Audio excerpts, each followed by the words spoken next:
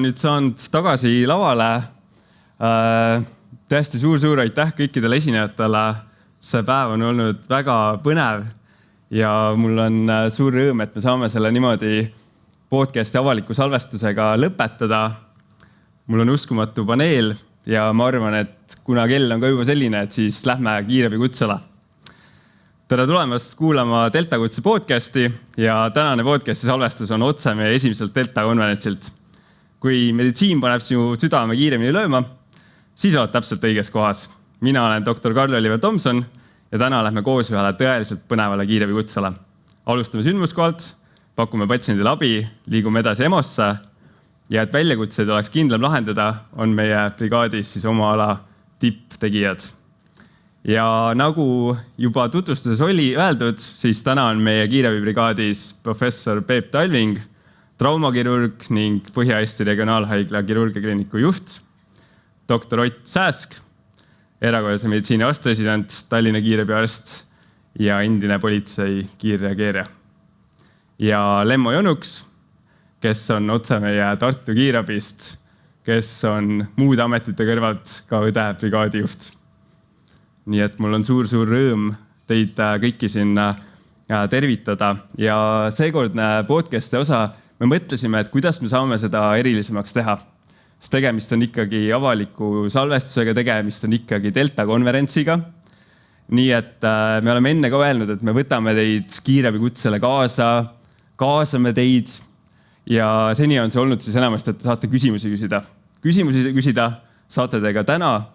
Aga lisaks sellele on meil siis podcasti jooksul on meil 3 kohta. Ja täpselt nagu loominguline loo narratiiv lahti rullub siis ka tänane podcasti osa teie osalusel. Ehk siis, kui te lähete slaidosse, siis õigel sellel momendil tuleb küsimus. Ja siis teie otsusest sõltub, mida me teeme. Ja sellest otsusest siis sõltub ka see, et kuhu me jõuame. Nii et anname siis vastutuse teile, et see on nii siis kohapeal kui ka veebis kuulajatele ja siis meie siis proovime kuidagi selle olukorraga siis hakkama saada. Et ärge väga karmid siis meie suhtes olge. Nii, aga ma arvan, et aja kokkuhoiu mõttes liigumegi siis kohe edasi kiirabi kutseni. Ja nagu meil tavaks on Delta kutses, siis iga kord me oleme erinevas kiirabi baasis ja seekord me oleme klubi Gutenbergi asemel siis Suure Jaani kiirabi baasis. Ja ühel hetkel oleme diivanitel, istume, aga siis ühel hetkel kostub kõlaritest kiirabi kutse. Kohe varsti tuleb. See on nagu tavaline kiirabi päev, ega siis me ka ootame kutset niimoodi.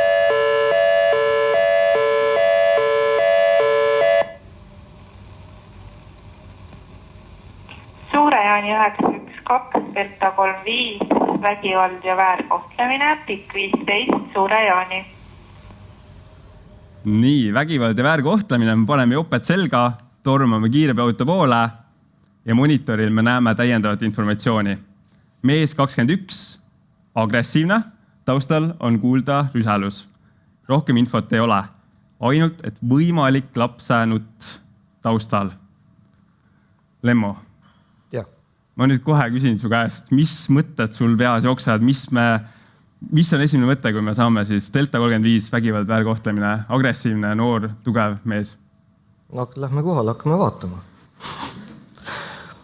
Sest elu on ju näidanud, et asjad võivad muutuda hoopis teistsuguseks, aga ja info hetkel on ju tegelikult väga kaootiline, mitte mingisugust selget infot seal ei ole. Et me võime mõelda ühte, teist ja kolmandat ja jõuame kohale ja tegelikult pole üldse mitte midagi sellist. Või ootab meid üllatus.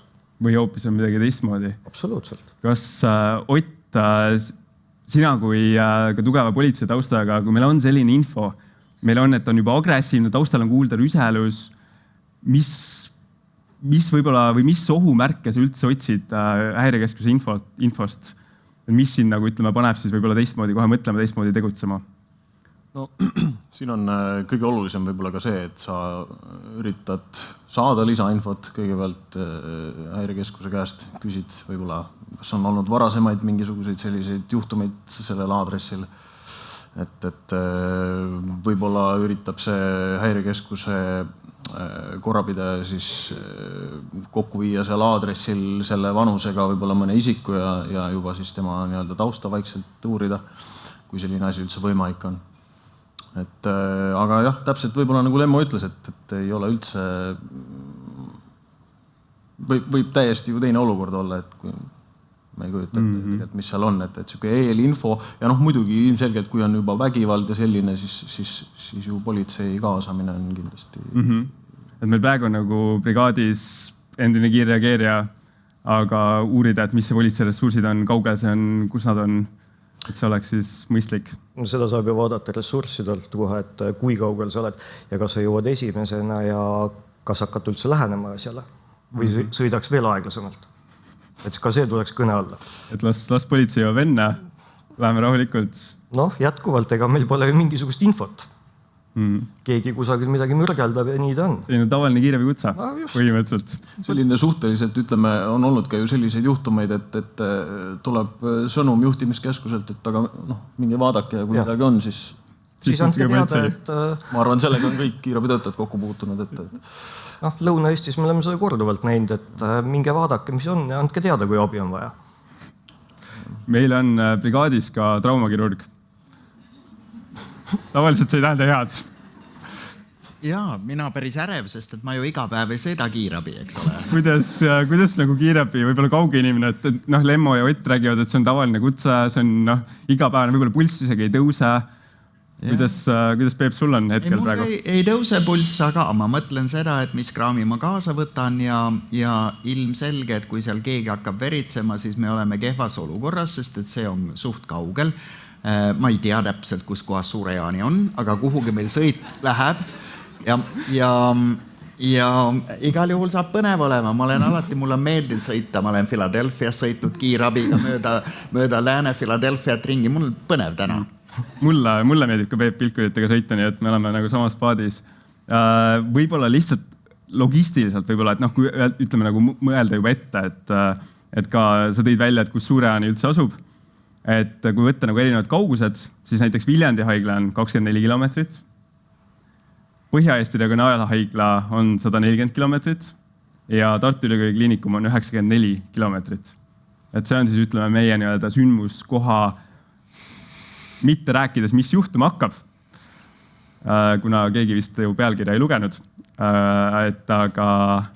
Aga et need on siis need, ütleme, vahemad, mis meil praegu on. Sellel hetkel, kui sa küsid, et mis mu peas on, eks ma hakkaksin mõtlema seda, et mis võimekused on, nii nagu sa ütled, kilometraažis. Ja mu esimene mõte on, eks ole, Viljandi haigla. Milleks on Viljandi haigla võimeline sellel hetkel, kui me peaksime vajama mingit kirurgiat? Kas seal on veri? Kas on olemas, eks ole, mis on verepanga võimekus? Kas kirurg on majas? Opituba on kindlalt, me kõik teame, et olemas. Ehk siis jääb optioniks, kui haige peaks ära surema, eks ole, lähema mingisuguse poole tunni jooksul. Ma täiesti ei välistaks seda. Küll aga sellel hetkel, kui me sõidame, me oleme sõidus praegu või? Me oleme sõidus, jah. Pilkuritega sõidame. Ja siis ma mõtlen kohe, Ellen McKenzie on üks epidemioloog, kes Ühendriikides, tema vaatas traumahaigla versus mitte traumahaigla transport raskelt vigastatud haigetele. Ja leidis seda, et indeks hospitaliseerimise ajal oli 20% parem elulemus, kui haige sõitis otse traumahaiglasse ja 1 aasta jooksul 25% elulemus oli parem. Ehk siis mu suund oleks traumahaigla poole seni, kui haige ei hakka ära surema kohe. Ja siis ma teeks kompromissi. Ja läheb ka vist vigastuse mehhanismis, kes on neurotrauma, kes on torakaaltrauma, et mis need pädevused on. Ja. Aga praegu hetkel meil on tõesti nagu Lemmo ja Ott ütles, meil on väga vähe informatsiooni, mis üldse, kus toimub. Ma lisaks alati ühe asja, mida juhul, kui me peaksime kõrgemate jõudude abi paluma, ehk siis reanimobiilid, mis on teadupärast Tallinnas Tartus. Järelikult meil on mõlemad tulevad umbes tunni aja see viitega meile. Et see tähendab seda, et me peame päris pikalt ise suutma hakkama saada. Lisaks nemad on ka aktiveeritud? selle kutse põhjal. Tõenäoliselt mitte. Kas me tahame kutsuda, meil on see võimalus olemas, kas me kaasame kohe Reanimobiili praeguses hetkes? No antud juhul on ju meil lihtsalt teada, et on agressiivne 21-aastane meesterahvas, eks ole, et see võib täiesti vabalt olla ka lihtsalt lähisuhte vägivald ja võib-olla seal ei ole midagi, meedikutel üldse midagi teha, et laheneb ära. No vähemalt praegu Reanimobiili brigaad sai vähemalt hea komplimendi. Öeldes, et see on kõrgem jõud. Sest neid võib ju aeg-ajalt vaja minna. Mis meil oli pakkida kaasa vereproduktidest tee peale? Mitte midagi, Peep. Meil on vesi. Ma olen kuulnud, et Põhja-Eestis on meil täis veri kaasa võtta. Olen ma kuulnud. Peep, me oleme Suure Jaanis. Aga me sõitsime välja meie baas. Me oleme Suure Jaanis. Selge. Sorry. Ei saa kahjuks mitte midagi muud kui peale vee kasutada. Selge. See on see salajane 3. suur traumahaigla. Suure Jaani traumahaigla. Aga kahjuks meil ei ole, aga see on see küsimus tegelikult, mida Lemmo, et tõesti Põhja-Eestis on paremini kaetud, ehk siis Reanimobiil saab kohe võtta täisvere kaasa. Lõuna-Eestis me peaksime siis niimoodi Reanimobiili ette teavitama ja nad läheksid läbi kliinikumi ja saaksid veretooted kaasa võtta. Aga see on täpselt nagu me peaksime neid praegu ütlema, et tooge veri. Ja. Pluss see võtab jälle oma lisaaja.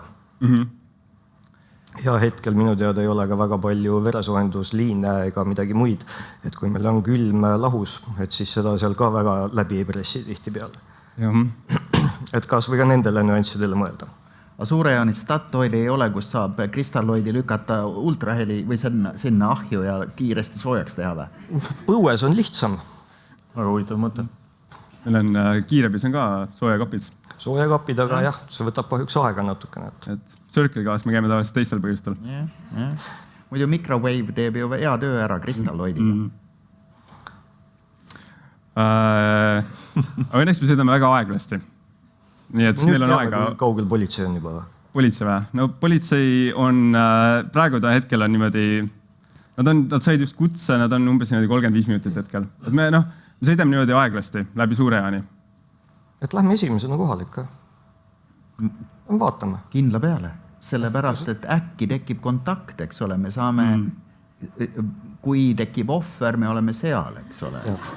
Ja oleme kes ohver. Praegu on banaalne reede õhtupoolik, eks ole. Ja ega me ei tea, kes ohvriks kujun. Äkki on üks meist, kelle me esimese saadame. Loodame mitte. Ja kes meil, kuna meid on siin 4 meesbrigaadis, siis tegelikult meile lihtne ju. Saabki niiviisi temaga toimetada. Kivipaberkäärid või kes esimese läheb? Igal juhul sõidame kohale. Sõidame kohale. Aga kui sõidame praegu aeglasti, eks ju, mõtleme, et mis üldse relvadest, mis ohud meil on või mille peale mõelda üldse, kui me tõesti läheme sündmuskohale, mis need asjad on, mida võiks tähele panna just relvade seisukohast? No, relvad on väga selles mõttes keeruline teema, et iga asi saab olla ju lõppkokkuvõttes relv, eks ole, et ka puukaigas saab olla relv, on ju. Et mõni teadjam jurist võib parandada muidugi, aga see on isegi seaduses kirjas, et sa saad võtta suvalise objekti ja sellega teist inimest ähvardades politsei saab seda käsitleda juba kui relva ja siis vastata sellele oma vastavate vahenditega. Mis tõttu see on suhteliselt halb mõte seda teha. Aga rääkides kutsele jõudmisest, siis on ka ju olnud selliseid olukordi, kus brigaad läheb väljakutsele, istub ilusasti maha, hakatakse vererõhku mõõtma seal ja nagu asjad käivad. Ja siis ühel hetkel siis keegi seal ruumis viibijatest, kas võib-olla patsient ise, siis tõmbab laua pealt ajalehe niimoodi eemale, seal on siis Makarov niimoodi laua peal, eks ole, vaikselt niimoodi. Ja ta teeb seda hästi demonstratiivselt, kõik näevad seda. Ja siis on nagu see brigaad seal ümber ja kõigil on nagu kerge siuke lühis, et okei, nii, relv, mis me nüüd teeme? Aga kiirreageeri Ott, mis me teeme? Väga hea küsimus. Aitäh. Võtame järgmise. Selles mõttes, ega see on ju olukord, millele ma ei saa nüüd mingit algoritmi luua, et see oleneb väga paljudest asjadest ja ütleme turvataktikaliselt sellises seisukorras. Ma ei tea, kui mina lähen näiteks kiirabi kutsele, siis ma ei torma sinna mitte kunagi niimoodi, et ma külgedele ei näe, eks ole. Ma vaatan alati kõik nurgatagused üle, et seal mingisugust pudeliga venda ei oleks. See on võib-olla minu professionaalne kretinism natukene siuke.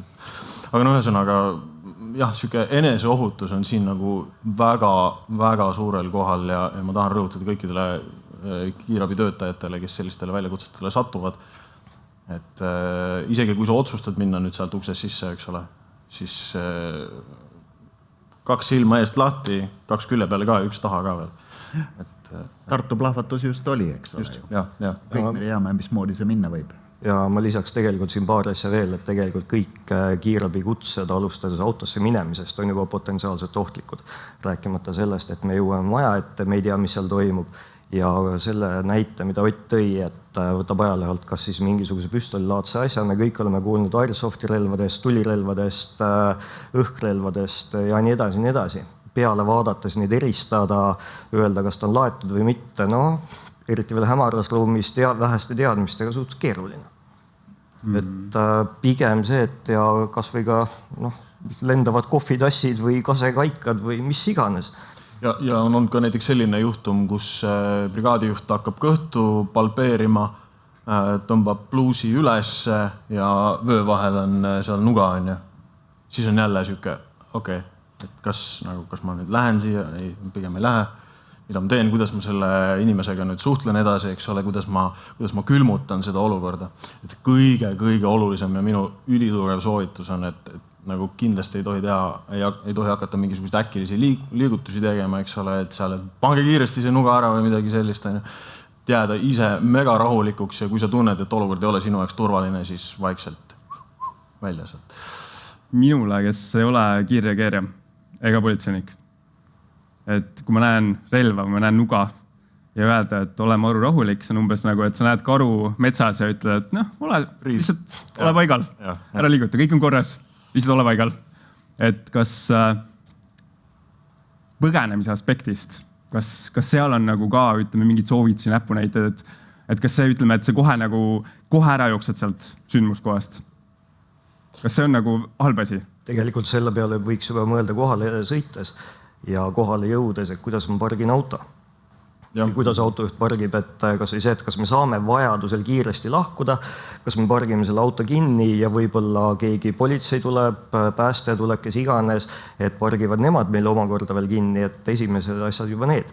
Ja Ott juba mainis, et läheb minnes tuppa tegelikult kõik selline 360 kraadi vaatamist. Igale nurga taha, teised brigaadi liikmed samamoodi, kas meil on turvaline ja kindel see samune seal. Üks väga oluline asi on alati trepikoja uks lahti jätta, eks ole, et paned selle kummimadratsi sinna vahele, see on oluline mitmest aspektist, kui sa kellegi alla varustuse järgi saadad või midagi sellist, keegi tahab tulla, ei jõua sellele kodutelefonile vastata. Ja kui sa tahad joosta. Siis on ka hea, kui sul see uks juba lahti on, mitte see hakka seal nikerdama selle ukse taga. Või tuleb keegi appi. Okei, head soovitused. Ja üks asi, mis on ka, mis nüüd kiirabis on muutunud, on nüüd siis, et kõigil brigaadi liikmetel on raadiosaatja. Et kas selles osas on ka mingeid soovitusi, nõuandeid? Tehke selgeks. Näppige. Kõige lihtsam, et tehke nupud, funktsioonid, raadiosaatja loogika selgeks. On palju lihtsam, sest me varsti jõuame ka loodetavasti natuke raadiosaatjatest ja sidepidamisest rohkem rääkida, kas või ka koostöökanalile minemised politseiga, päästega, et kas me oleme ühises infoväljaski.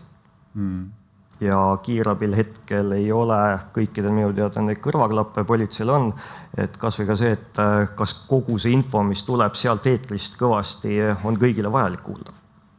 Jah, just täpselt. Ja siin juhtimiskeskusele ka kindlasti ju teada anda olukorrast ja seda saab teha punase nupu abil, eks ole, mis raadiosaatjate küljes on. Et see ei ole mitte on-off nupp, vaid see on see, mida meil on vaja kasutada aeg-ajalt, kui me hädas oleme. Ja kuidas see täpselt toimib, igaks üks veel üle rääkida? Hoiad all 3-5 sekundit ja peale seda peaks minema tehniliselt kogu see heli ja kogu see taust eetrisse, et surub ülejäänud kõik maha, et kõik kuulevad, mis toimub. Eriti just selliste äkiliste rünnakute, rüseluste käigus, et kõik kuuleksid, mis seal on. Ja juhul, kui seal peaks olema, siis ma ei tea, ka kaklus, ma ei tea, tulistamine, et teised saavad juba aru ja suudavad ka selle pealt enda mingi ohuplaani välja mõelda. Et nad ei sõida sinna piirkonda kohe sisse. Ja see on igaks juhuks täpsustus, et seda kuulevad kõik, eks ju, ka brigaadid ümberringi, et nad on nagu teadlik, nad saavad olla juba valmis, et siin kõik, kes on sellel juhtuda sagedusel, kõik kuulevad seda. Midagi halba.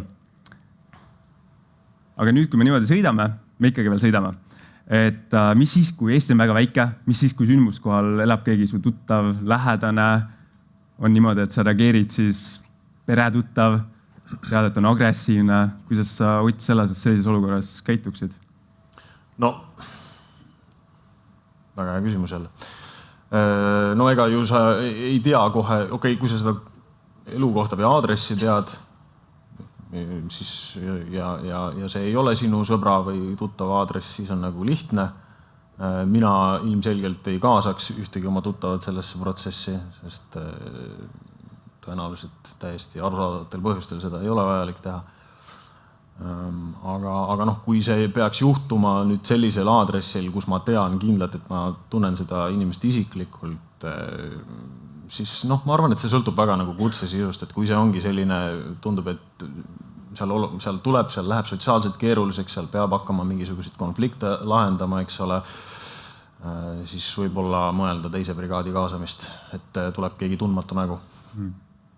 Tegelikult oma pereliikmetele või siis oma lähisõpradele, kes ongi, kas me teame, kas nad on ka mingi psüühilise haigusega, on nad lihtsalt tigedad, kurjad, agressiivsed, narko, alkohol, embes, mis iganes. Noh, eks me kõik teame kellegi tausta. Ja ega Eestis ei ole ju ka väga tavapärane, kus on nii mõnigi saanud vanemaks kiirabiautos või siis läinud ka oma venna surma tuvastama. Et tegelikult see Oti mõte, et kui ma tean, kelle juurde ma lähen, et kas siis kaasata kedagi teist, paluda kedagi teist või ma ei lähe ise ka tuppa. Sest mina olen jätnud ka ühe brigaadi liikme konkreetselt autosse kunagi tänu sellele, et olukord nõudis seda. Et see on samamoodi nagu haiglas Peep, kui et kirurgi opereeri lähedast ja delegeerib siis selle nagu rolli kellelegi teisele. Üldiselt jaa. Miks tekib küsimus, eks ole? Ma arvan, et sa tahad liiga hästi teha. Siis hakkavad asjad viltu minema. Veel üks õmblus ja siis ongi asi läheb lihtsalt pikaks ja vussi, nii et parem on jääda pragmaatiliseks, kellel ei ole seost. Nii, aga nüüd me olemegi kohale jõudnud. Me jõuame sündmuskohale ning näeme, et 3. korrusel on aken avatud ning 20. naine karjub appi. Uurides kaugel politsei on, siis näeme, et neil läheb veel vähemalt 15 minutit. Ja nüüd ongi siis see küsimuse koht. Ma teen selle küsimuse siit kohe aktiivseks. Ehk siis nüüd on küsimus teile. Mida me teeme? Kõike võttes arvesse, kas me lähme korterisse enne politsei kohale jõudmist? Variant 1. Jah. Meil on ju 20. naine, kes karjub appi. Naine vajab meie kohest abi. Kutsekirjeldus oli, et lapse nuttu on taustal kuulda. Ja teine variant on ei, me ootame politsei ära ja hoiame sündmuskohaga kerget distantsi. Nii, 44 vastust on juba tulnud. Anname natukene aega. Ma küsin, kas me seda lapse nuttu ikka kuuleme või? Praegu ei kuule, naine karjub nii kõvasti. Okay. Ja me ei tea ka, kes on ruumis, jah? Me ainult kuuleme naist. Kas naine meiega rääkida tahab? Tulge kohe appi. Okay. Tulge, palun. Aidake. Lemmo, mis... Ma küsin, kes seal veel on? Sa ei näe? Ei, naise käest. Kas naine vastab? No, naine ütleb, et siin abikaasa on, et ta on väga... No, ja mis meie kuulajad arvavad? Järgmine küsimus oleks, eks ole, et mitte panna naist riski alla, eks ole, ta võib olla, et tema ei saa midagi öelda, sest et selle peale tuleb reaktsioon toast öelda, et kui suur pere on kodus. Neutraalselt üritada saada seda kildu infot, et kui suur pere teil kodus on praegu. Ja kui ta ütleb, meid on 3, eks ole, siis mul on juba info teada, et arvatavasti on laps, mees ja naine. Teine asi on see, et kui me otsustame, et minna, mida me kaasa võtame. Kas meil mingid enesekaitsevahendid on? Kiirabiautos? Jah. Mis meil suur taskulamp ja... Suur taskulamp, hapnikuballoon, gaas. Ega me rohkem väga... Kuidas, Peep, kuidas sa tunned praegu? Kas sa läheksid? ma üritaksin saada siiski rohkem infot, ma hakkaksin õngitsema infot. See naine on ka juba, ta on natukene psühhoosis, ta vist on natukene alkoholi tarbinud, ei ole väga adekvaatne. Üksikmaja või on see kortermaja?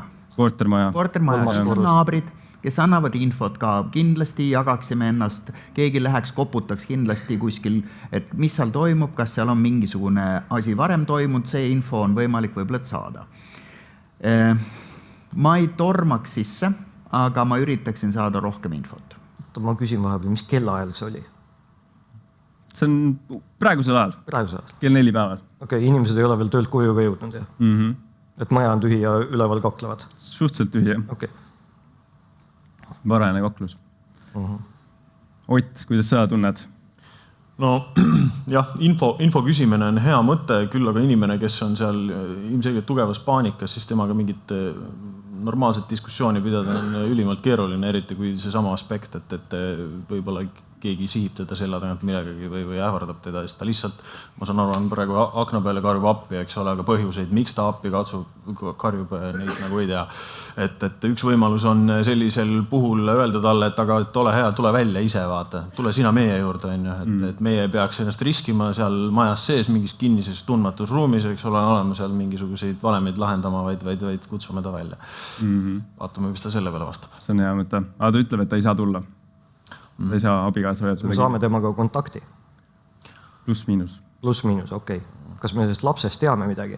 Ei tea. Seepärast, et küsimus on alati sellega, kas me räägime ühest kannatanust, võimalikus 2, 3 või on veel kedagi?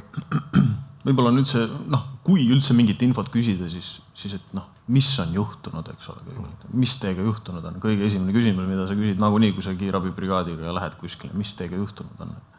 Et sa üritad seda ka nagu temalt aru saada, kui ta lihtsalt röögib seal akna peal, siis me muidugi ei saa teada, aga kui sa saad enne selle info, et meil on korteris 8 inimest, eks ole, 3 nendest on purjus, 2 on laua all aga sa ei tea, mis on juhtunud, miks üldse kiirabi kutsuti, kes kutsus, kõik süksed asjad. Et see on võib-olla kõige olulisemas. Nii, aga paneme siis küsimused lukku. Mis te arvate, mis publik vastas? Et ootame politseid. Jah. 81% ütles, et ootame politseid ja 19% on siis uljamad. Et valmis minema kakkus. Ja oleks valmis siis, siin muidugi me ei muidugi täpsustanud, et kas siin on meil ka kiirreageerija brigaadis, et see natukene võib-olla ka muudab seda dünaamikat, aga... Okay. Tead, see on väga libe tee. Jah, see annab natuke rohkem enesekindlust, aga ma ei läheks seda teed pidi. Sest kui see vorm on ikkagi seljas punane, siis mul on punase vormi õigused, mitte mul ei ole rohelise vormi õiguseid. Ja sul ei ole neid vahendeid, relvi, mis sul oleks tavaline. Vahendid, relvad üks asi, aga üks asi on õiguses ja pärast lihtsalt ei ole vaja olukorda eskaleerida. Et isegi kui ma tunnen ennast niivõrd enesekindlalt, et ma võin sinna sisse minna ja kõik seal ära pakkida, siis see nagu, võib-olla seda ei ole vaja teha. Ja vahepeal publikust tuli huvitav küsimus ka, et kui kiirabi juhuslikult jõuab enne politsei kohale jõudmist, mis meil juhtus ja on vahetu oht brigaadile, kas mõistlik on arvestada oma ohutusega ja mitte täita brigaadijuhi käsku? Näiteks meil on brigaadijuht, kes on väga entusiastlik. Muidugi lähme päästame selle naise kohe ära, aga sa oled teine liige. Mis sa teed? Tegelikult tuleks nagu tervele mõistusele kutsuda ja öelda, et me ei saa sinna minna. Ja see, mida enne ka oli, et juhul kui nüüd on tõesti see ohutuse teema, et jätkuvalt läheme auto parkimise juurde, kas me suudame vajadusel ka kiiresti põgeneda sealt. Kas meil on olemas variant B või C ja nii edasi. Siin juba natukene võib tegelikult puudutada seda lahingkannatanu käsitlust, et kui sul on avatud väli, eks ole, sul on mingi kannatanu kuskil näiteks pihta saanud, eks ole, siis kas sa jooksed meedikuna tema juurde, kui ta karjub? Väga ei taha väga joosta, sa ütled, et Rooma ikka siia, põhimõtteliselt. Ja teine asi on see, et kui ei ole päästjat või kiirabi või politseid, keda iganes, siis ei ole tegelikult keegi, kes suudaks ka seda kannatanut aidata või neid ülejäänusid, kes veel ei ole kannatada saanud.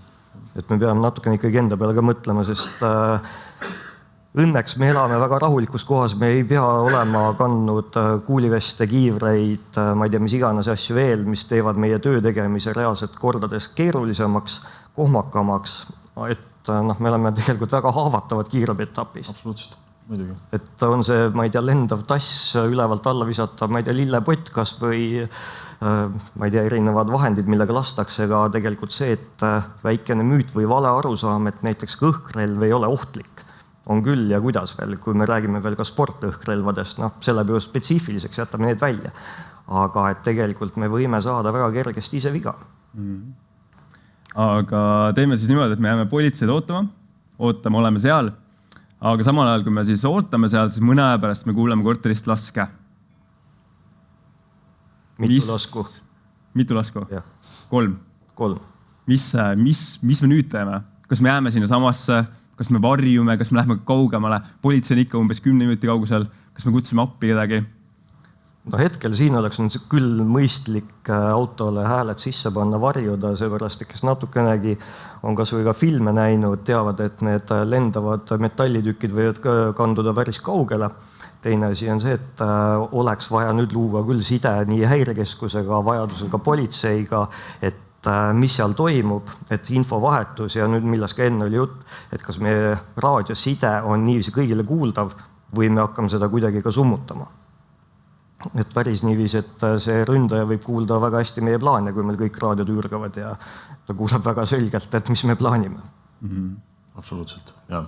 Et sellisel juhul muidugi ilmselgelt tuleb eemalduda ja kohe kiiresti teada anda, et kostusid lasud ja siis juba toimub politseisüsteemis väga, väga kiire prioriteetide muudatus ja hakatakse suunama sinna oluliselt suurema mahuliselt ressurssi. Ja see toimub automaatselt, me ei pea ütlema häirekale, et palun, me nüüd väga tahaksime ka komandot kohe siia kohale. Kui ikkagi erutunud häälega kiirabi töötaja annab teada, et kuulge, me kuulsime siin 3 lasku praegu, eks ole, siis keegi ei hakka küsima, et kindel, et nüüd oli 3, mitte 2, siis ikkagi suht suure tõenäosusega tõmmatakse see lipp käima. Et ka komando tuleb ainult 3 lasu peale. Jah, just Nii et kutsume siis Peebu tagasi, naabritega rääkida ei saa, lähme autosse ja siis varjume ja ootame siis politseid. Jah, nõus.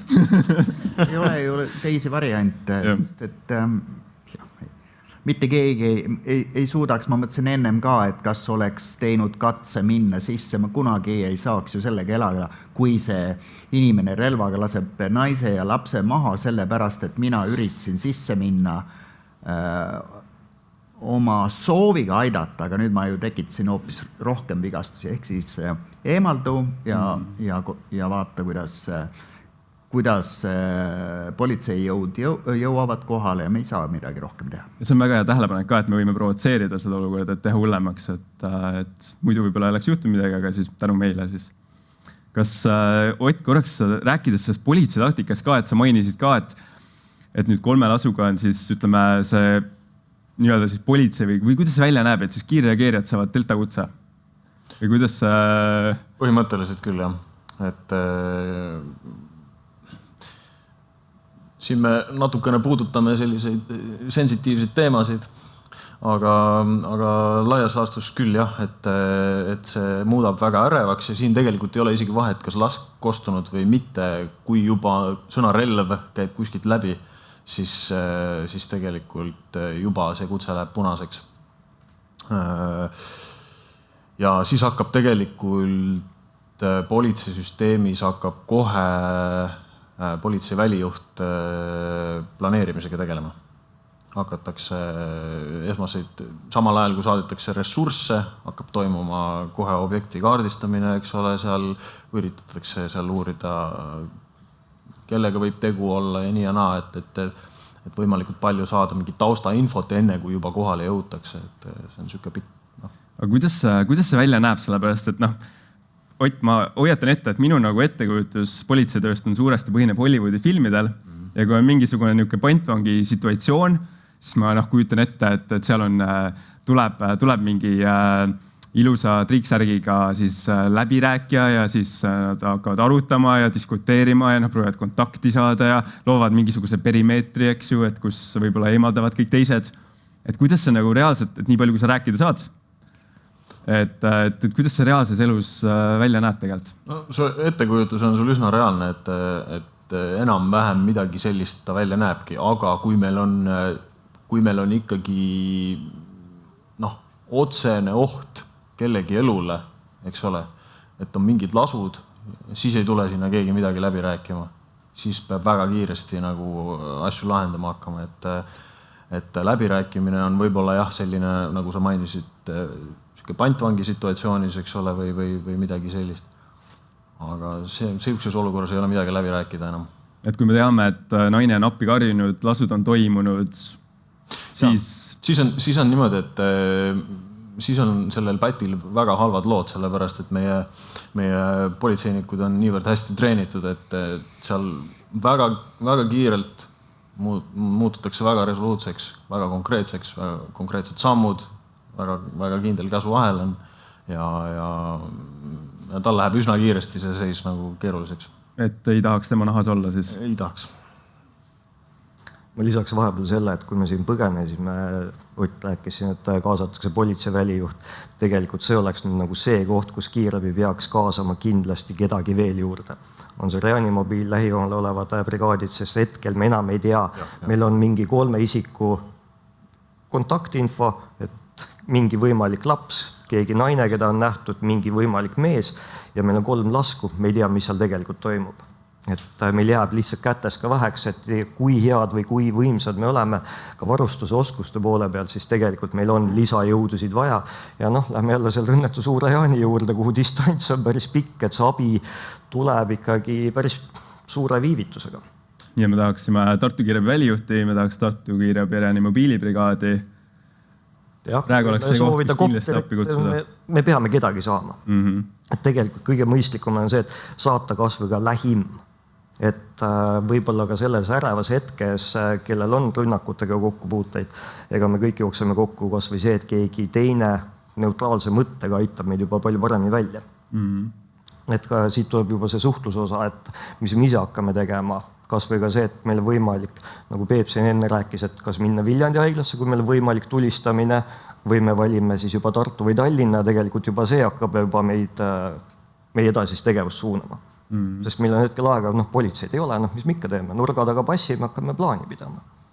Sellisel hetkel, kui politsei ka aktiveeritakse, tuleb ikkagi nagu hakata mõtlema selle peale, et juhtimine muutub, juhtimisskeem muutub, eks ole. Ja siin on ülima ega oluline kõikidel nii-öelda sündmusel osalejatel aru saada, et kes juhib mida, kes kellele allub, et see käsuvahel oleks selge, et keegi ei hakkaks oma päi mingisuguseid otsuseid tegema seal. Et see on nagu väga oluline. Kas antud juhul siis see läheb politsei juhtimise alla täiesti? Praegu sellise kirjelduse põhjal on see politsei sündmuse. Ja siis ma eeldan, et Tartu kiirabi välijuht ja politsei välijuht suhtlevad oma vahel. Nad peaksid oma vahel kommunikeerivad, kus kiirabibrigaadid asetuvad, kuhu nad saabuvad, mis on kiirabide kogumispunkt ja kogu see pool. Selle kogunemispunkti peaks esimene brigaad seal hakkama mõtlema, paika panema juba tegelikult, kes sealt nüüd siis, ehk siis kui meie seal oleme ja me sealt jooksu panime, siis me peame juba hakkama mõtlema, et tõmbame sinna 2 maja eemale kuhugi ristmiku taha peitu ja siia on turvaline teistel kiirabibrigaadidel ka tulla. Ja kõik need sisenemisteed ja andma seda, ja see info peaks siis minema häirekeskusele. Ja, selles mõttes, et häirekeskuse välijuht on ju sama liini peal, eks ole, et kui sa seda tangenti alla vajutad, siis välijuht kuuleb ka seda ja võib-olla ta siis saab oma poolt mingisuguseid suuniseid ka nagu jagada, et ja sellel hetkel oleks mõistlik lahti teha kas või Google Maps või mingi muu asi, millelt me saame ülevalt alla vaadata, kus me oleme. Kas või ka see, et millise maja taha, kivimüüri, ma ei tea, põõsa kraavi taha, et me suudaksime liikuda, pluss on see sama, mis enne läbi käis juba jällegi, et nii-öelda see põgenemistee. Sest me ei tea ju, millega lastakse. Et kui me võtame ikkagi pika toruga asjad, siis need läbistavad palju ja lasevad kaugele. Selles mõttes siin on ka selline asi, et ärge selle koha valikuga koonerdage. Et ei ole välistatud, et tüüp tuleb maja uksest välja, püstol käes on ja siis kõnnib seal 100 meetrit ja jookseb meie poole. Peep. Ja, et me elame ju droonimaailmas, et meil ammu peaks droon juba surisema seal õhus, eks ole, vaatama tuppa kes on, kus on. Peep, mulle meeldib su entusiasm.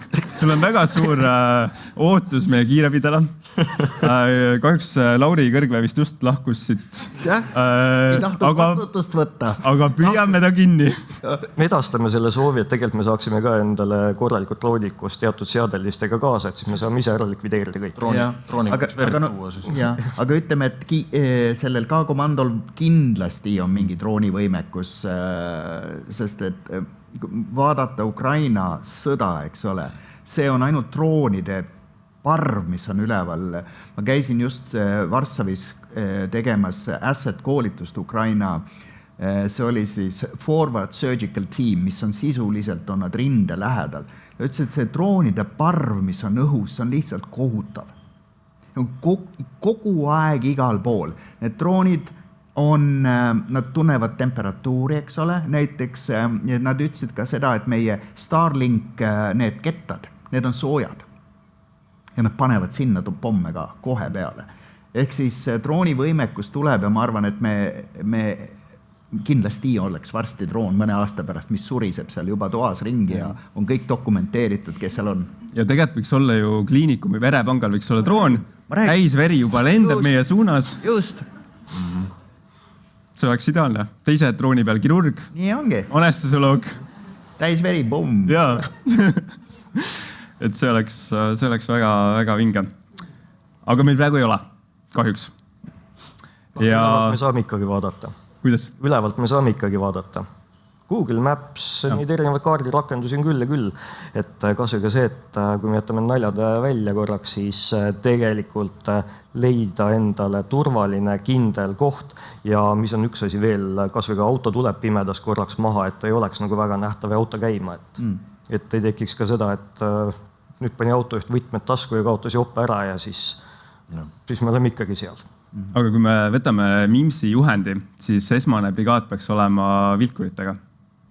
Praegu on situatsioon teine. Praegu ei taha vilkurid. Potentsiaalne sihtmärk. Absoluutselt. Pigem siis nagu... Pigem varjuks, hoiaks madalat profiili ja vajadusel kas või ka lahkuks. See ei ole ka võib-olla koht, kus Mimsi rakendada, et veel. Ma ei tea, mis siin... Aga see võib muutuda nii teist. Jah. Sa nagu teaksid, mis juhtuma hakkab. Aga liigume edasi. Situatsioon jätkub.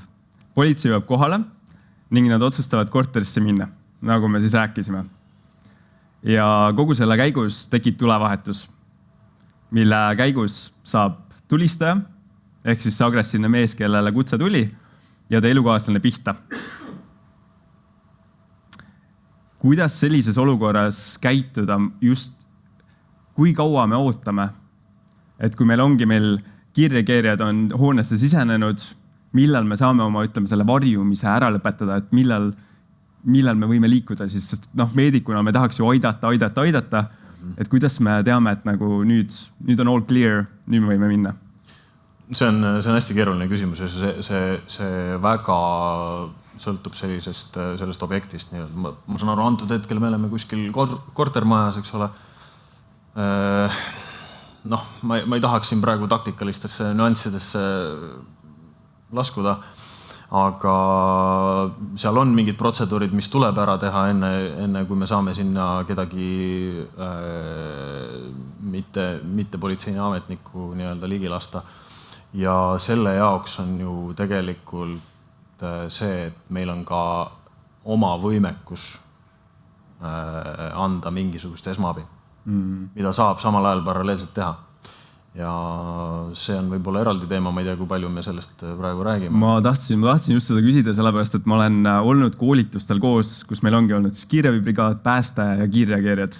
Ja ma olen näinud seda pädevust, neid oskusi, et võib-olla natuke kindlasti rääkida sellest, et mis need võimekused on ja kuidas me tegelikult peaksime usaldama seda infot, mis sealt poolt tuleb. Ütleme niimoodi, et viimase julgen väita kuskil 7 aastaga oleme seda taset ikkagi märkimisväärselt üle Eesti tõstnud. Mitte ainult kiirreageerijate seas, vaid kõikide politseinikide seas. Ja töötatakse tegelikult sellise NATO standardite järgi. Meil on olemas Tactical Combat Casualty Care, ja seal on siis nii-öelda tegelikult igaüks on nagu selleks välja koolitatud. Ja kes on kuulnud, me ei kasuta seda sama algoritmi, see CA, BCD, vaid meil on March algoritm, eks ole. Ja põhimõtteliselt sisuliselt on ta sama, lihtsalt natuke lihtsustatum variant.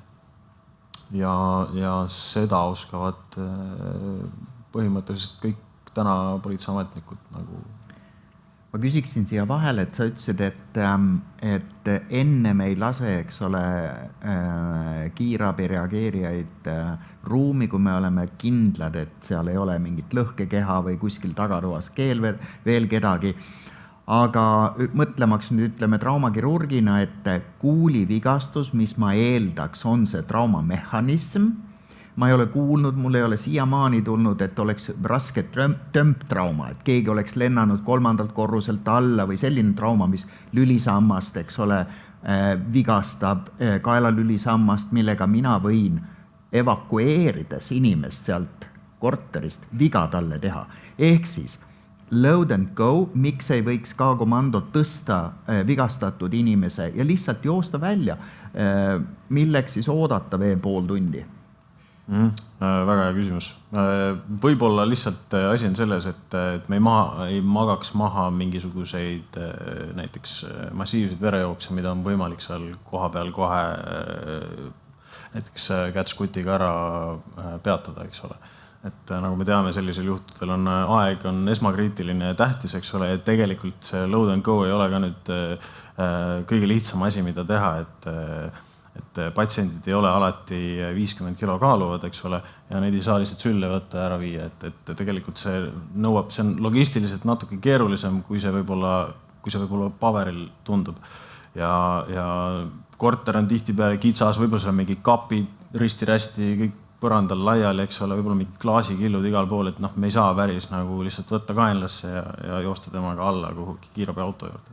Sellel juhul mina arvaksin, kui ma tean, et seal on 3 tükki, üks on laps, kes võis viga saada, teine on naine, eks ole, tulistaja on surnud, me oleme väljas, ootame, eks ole, tabi anda. Tahaks juba teha midagi. Maara, tooda välja. Käed sügelevad. Eks ta tuuakse nagunii välja selles mõttes, et lõppkokkuvõttes need toimingud, ma räägin, seal on osad turvataktikalised asjad, millest antud hetkel on natuke keeruline rääkida, aga see on kõigi ohutuse huvides, et meil juba tekkinud kannatanutele ei tekiks lisakannatanuid.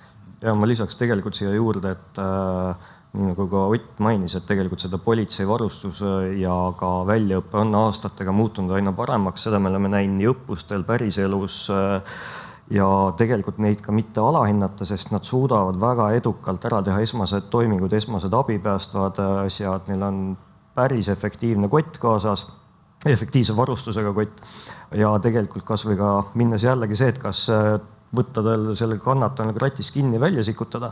Tõesti, seal võib olla väga palju muid asju, pluss kui me teame last, aga mis on tihtipeale lastel, kui nad satuvad kuskile halba situatsiooni, nad kipuvad ennast ära peitma ja nagu me oleme siin korduvalt katsetanud, suudavad nad ennast väga edukalt ära peita. Et ka nende üles otsimine kappidelt laua alt, kapi tagant, kus iganes võib osutuda päris parajaks väljakutseks. Mulle väga meeldiks, kui tänu Peebule nüüd Tartu kiirabi saaks endale droonid, kiirreageerijad muudavad oma protokolli, et milline areng, aga kas Ott, tulles nagu selle, mida sa natukene ka mainisid, et mida me ootame, ütleme, et meil tuleb kiirreageerija, tuleb koputab meie aknale, ütleb, et nii on ohutu. Kas me eeldame seda, et me sõidame siis sinna kortermaja ukse ette ja me oleme valmis, et meile tuuakse patsient või see, et me lähme ikkagi sinna sündmuskohale, sinna ülesse 3. korrusele? Jälle väga keeruline küsimus, et see ju nii sõltub ju haigest, eks ole.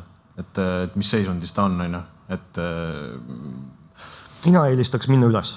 Kui politsei ütleb, et jah, võite tulla, me oleme koha peal, ma läheks üles sellepärast, et tegelikult seal tihtipeale on võib-olla politseil kellegi, ma ei tea, ohjeldamisega või käed kinni, võib-olla seal on käsi puudu. Teine asi on see, et me näeme kogu seda olustikku, pluss meil tekib ka see, et mis on ilmselgelt Peebule oluline, kuulivigastus, aga millega, kus kohas, mismoodi, kas seal on veel mingisuguseid asju, et võib-olla see esimene, nii nagu sa ise ütlesid, me tahame kõik aidata, jah, me võtame sealt kinni, näeme seda ühte kohta, aga võib-olla magame maha midagi. Et mida rohkem on meil ka selle sündmuskoha kohta infot, sellest oleks ka juba abi.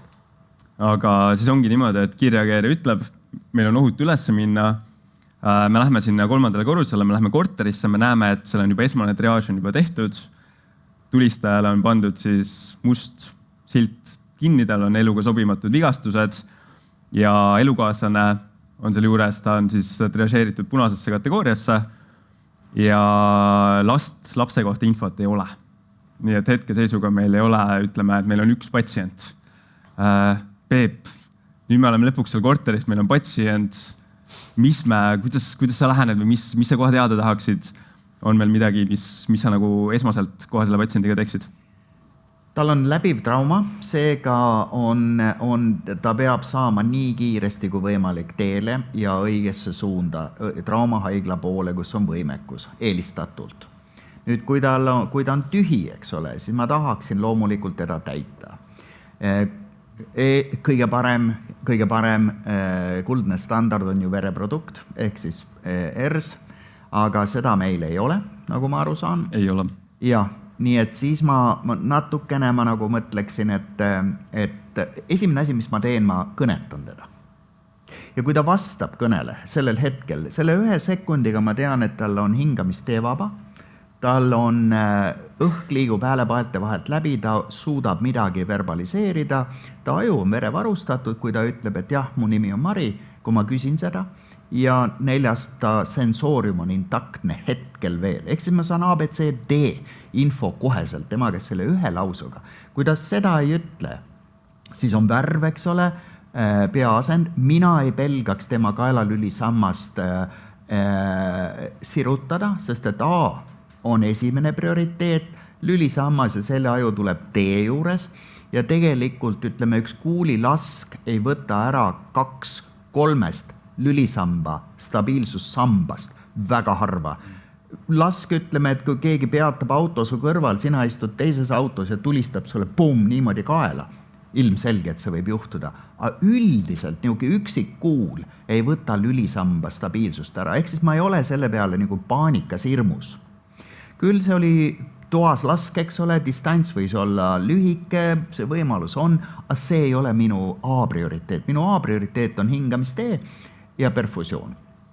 Ja seega, kui ta räägib välja liikuma ja kui keegi ütleb, et ma olen palju kiiremini ja palju mugavamini saan ma sisse, eks ole, intravenoosse ligipääsu, kui inimene on ruumis, loomulikult, kui ta on ruumis, aga on üks uuring, mille nimi oli Zero Time IV Therapy.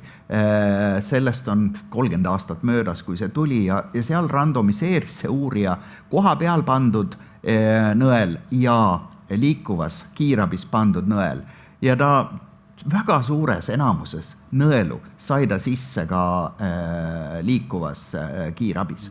Ehk siis ma kujutan ette, et te, kes te olete tublid ja usinad ja olete seda palju teinud liikuvas, see ei ole nagu lootusetu saada access ka transpordi ajal. Ma ei jääks nagu väga palju sinna venitama, sest ma tean seda, et kõige parem vedelik prehospitaalses faasis on bensiin. Vajuta pedaali ja õige haigla poole. Meil küll diisel, aga see vahel.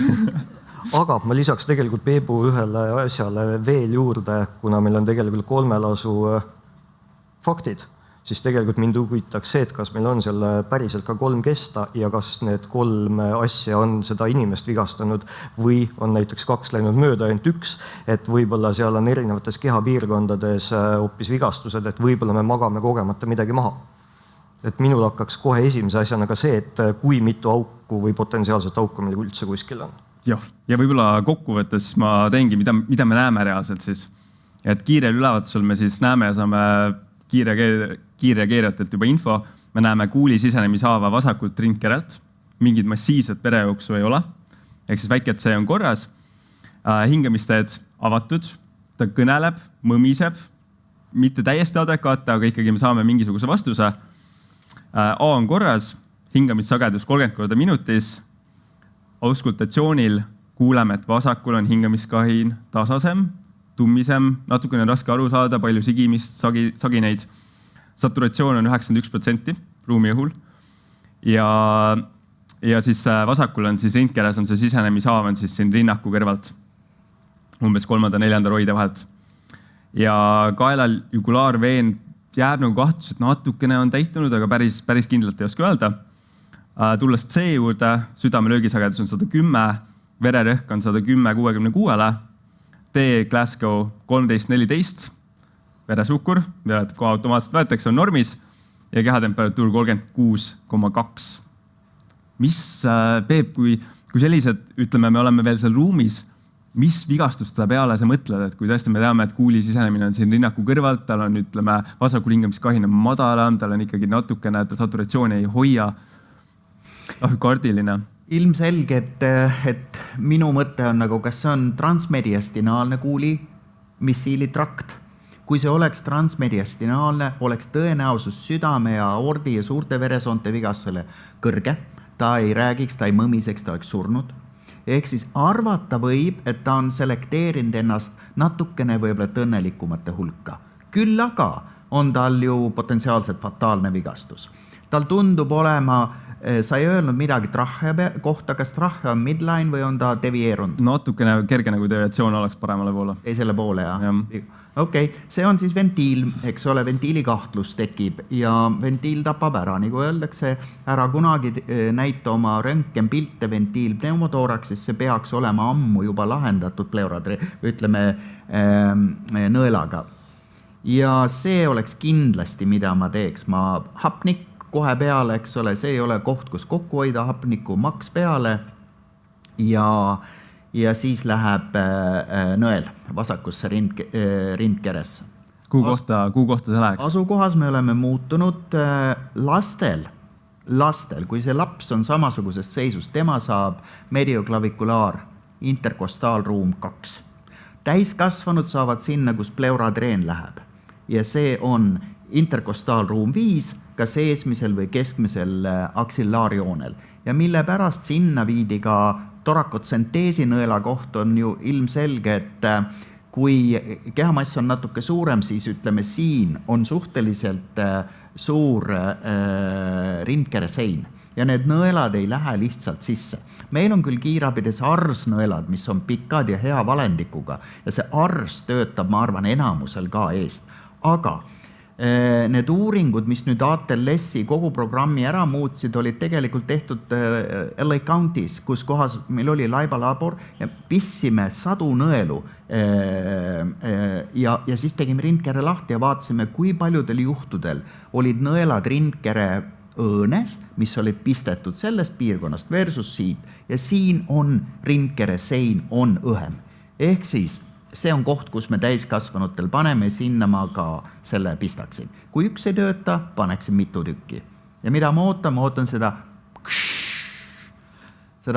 muidugi tihti ei kuule, kui me keegi oleme kuulnud, aga vaataks natukene, mida ta selle peale teeb. Eeldavasti tuleb sealt niukest natukene õhu mulle ja natuke verd, eeldavasti. Ja siis jälgid, mis ta satukas teeb, kas ta paraneb, kas ta trahhea tuleb keskjoonele, sest nüüd on tal, eks ole, tekkinud ju šunt, ta kops on kollabeerunud arvatavasti, aga ilma selleta saab hakkama selle transpordi aja, kui tal parem kops on okei. Need on minu mõtted sellel hetkel. Enamus brigaadi juht ei ole harjunud torkama inimesi päris sinna kohta. Kas seal on... Kui meil on ventiilpingelise pneumotooraksi kahtlus, kas seal on üldse olukorda, kus peaks kõhklema või kohe tegema selle ära, et siis ei ole nagu alternatiivi ei ole?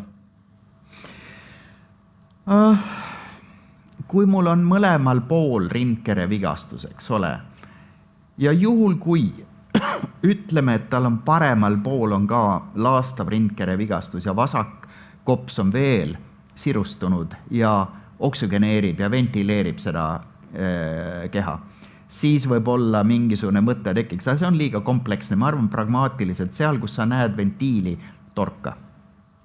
Siin tuli ka hea küsimus, et kas kiirevõdedel võiks olla sõrmtorakostoomia teostamise pädevus?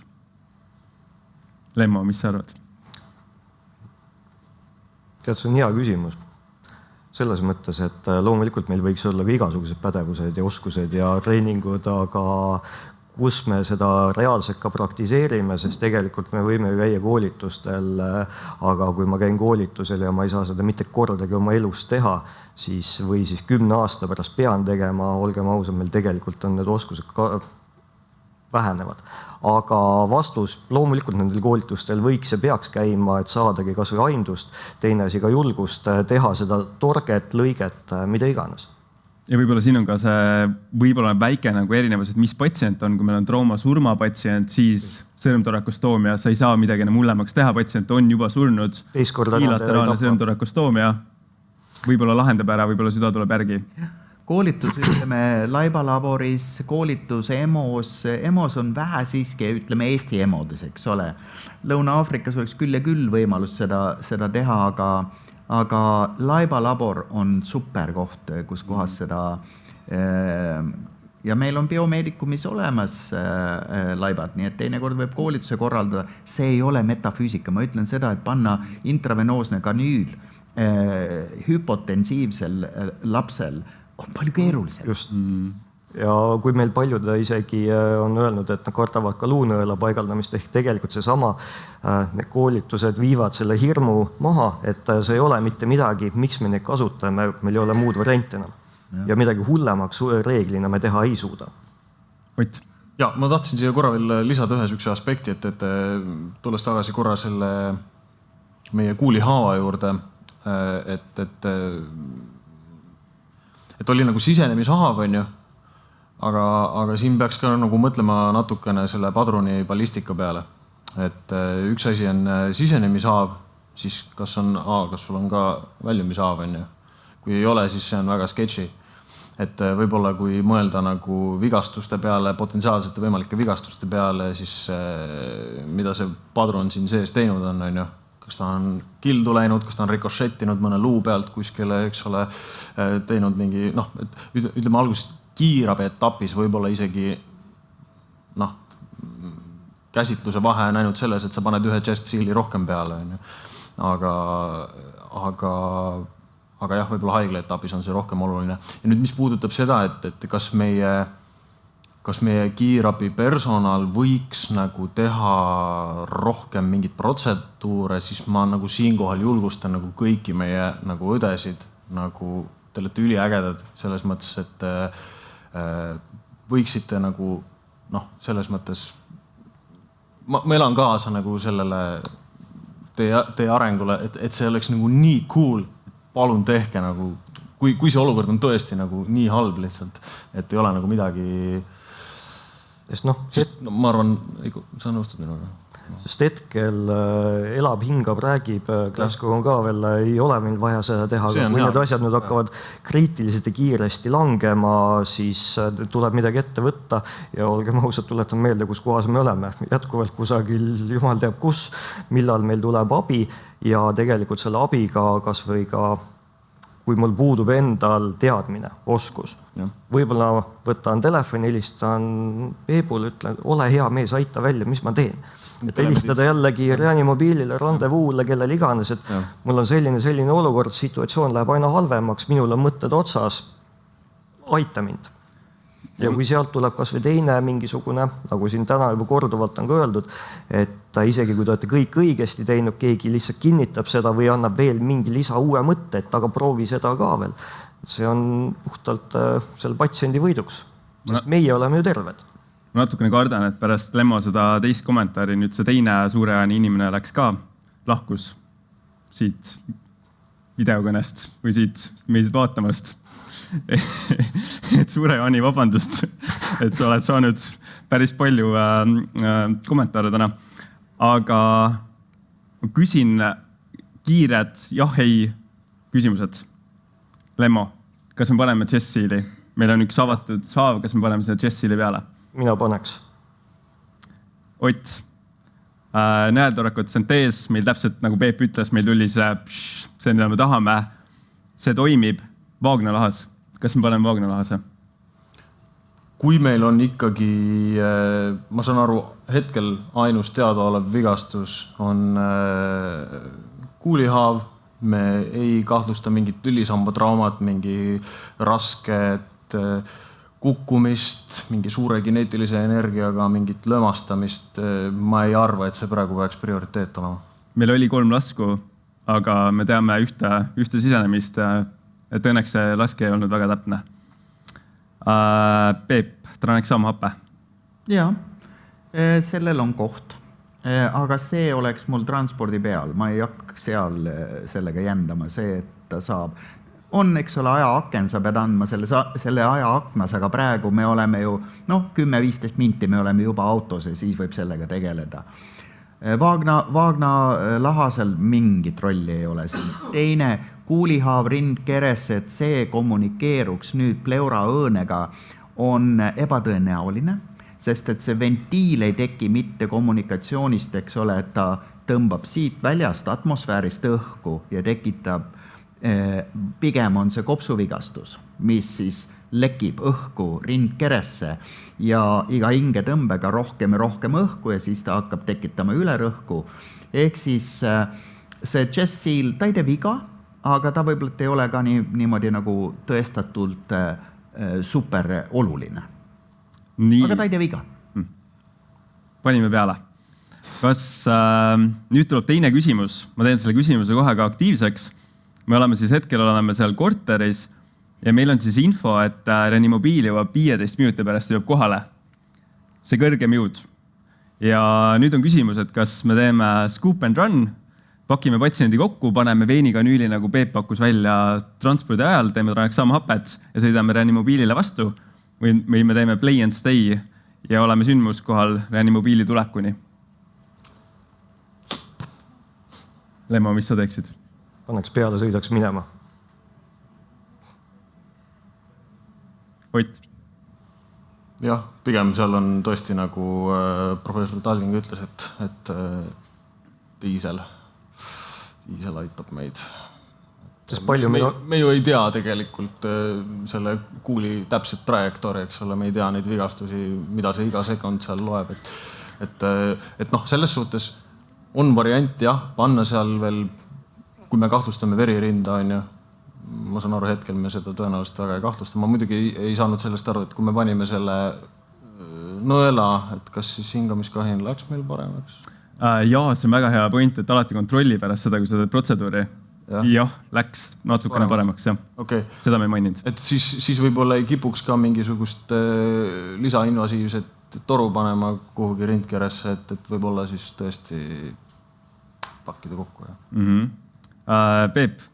Ja oleks juba teel, eks ole, juba kihutaks sellel ajal. Aga mikrolaineahjus soojendatud kristalloid? Jaa, aga see toimus paralleelselt. Aga üks mõte, mis mul on see, et kui on, ütleme, et kael või kubeme piirkonnas, kus, eks ole, või aksilli piirkonnas, kus suured veresooned on pindmised, kui seal on auk, mis jookseb verd, siis tegelikult prehospitaalselt on väga efektiivne, kasutatakse väga palju Aafrikas, on ju põiekateeter. Üks põiekateeter, manšett täis, eks ole, klemm peale. Kui see ei lõpeta veritsemist, teine kõrvalt siis see kolmas, olen näinud 5 kateetrit kaela peal ja nad tamponeerivad veritsuse päris kenasti ära. Ja see algoritm on ka haiglas, kui pärast see haige jõuab, eks ole, EMO-sse.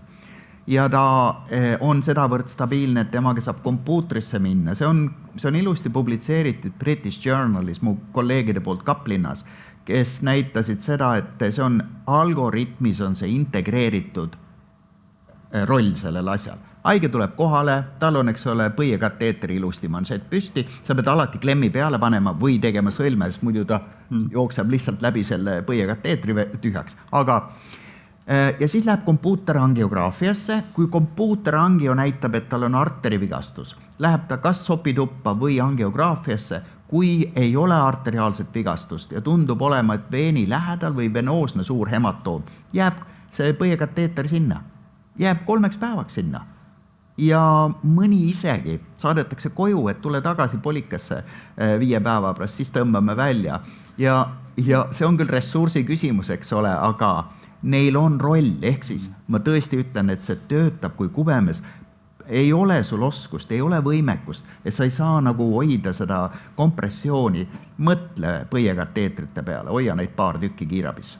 aga tulles, kui sa juba põiekateetri teema tõstatasid, siis ma pean küsima veel põiekateetri mittestandardseid kasutamisi. Kas näiteks, kui on avatud südamevigastus, teed torakotoomia, sul on haav, kas sinna sisse panna põiekateeter täiteballoon? Kas sellel on mingit... Mitte mu esimene mõte, number 1, mille pärast? Sellepärast, et südamelihas on jube delikaatne. Ehk siis sa võid selle suure, sa oled selle manšeti täis lükanud. Number 1, sa võid selle tõmmata läbi ja sa tekitad endale kraatri. Enam ei ole see noahoop üks pisike, eks ole ju noahaav, aga nüüd on äketsi suur tee või nihuke, ütleme, tähekujuline auk, siis on asi juba minemas vales suunas.